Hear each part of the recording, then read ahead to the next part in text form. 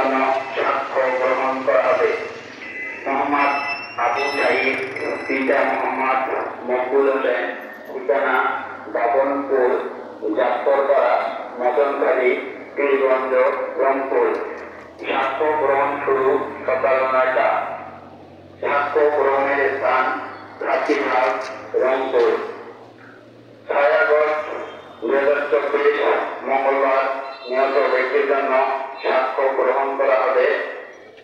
সজ্জাদ হোসেন, পিতা মৃত্যু ইউসুফ আলী, ঠিকানা পূর্ব সরবন, ইস্কান্দর, রংপুর মহানগর, রংপুর।